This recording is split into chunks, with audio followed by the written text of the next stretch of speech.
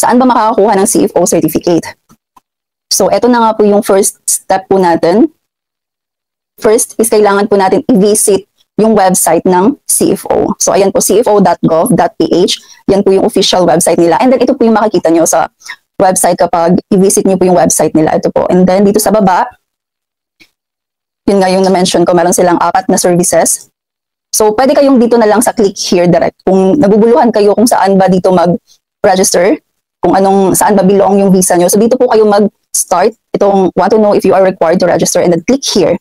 So, kapag i-click po natin ito, ayun nga kanina yung question, belong ba dito yung visa mo? So, kapag mag-yes na tayo dito, ito naman yung next question. Sino yung petitioner natin? Sino yung sponsor natin? Nag-petition sa atin? So, depende po yun siya kung sino. Family ba natin? Or spouse ba natin? Or ito na nga yung sa J1 and then sa au pair. So, depende na lang talaga kung kaano-ano ba natin yung petitioner natin or yung nag-sponsor sa atin. So, for example, itong ipapakita ko po sa inyo ay para po sa mga merong partner na foreign national. So, dito po nakalagay, my spouse or fiancé or partner. For example, yan po yung petitioner natin, yung spouse natin. And then, yung next question, is your spouse, partner, or fiancé, anong nationality?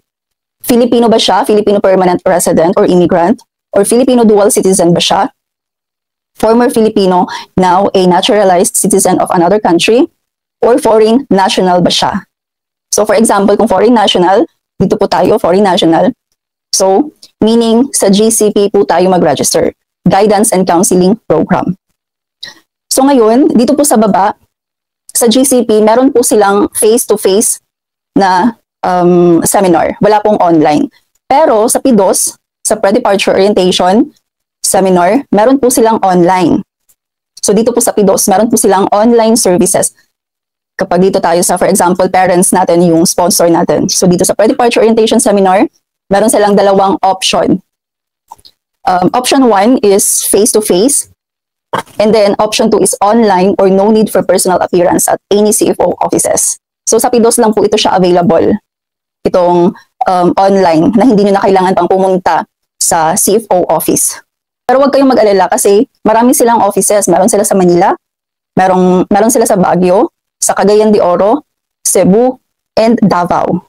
So, depende na lang po sa inyo kung saan kayo malapit na CFO office. Pwede po kayo doon mag-book ng appointment. So, dito na nga, kapag pili na lang po kayo kung saan kayo malapit na office, and then i-click lang po natin. So, for example, dito tayo sa Manila. So, pag-click po natin, ayan yung makikita nyo. So, i-click po natin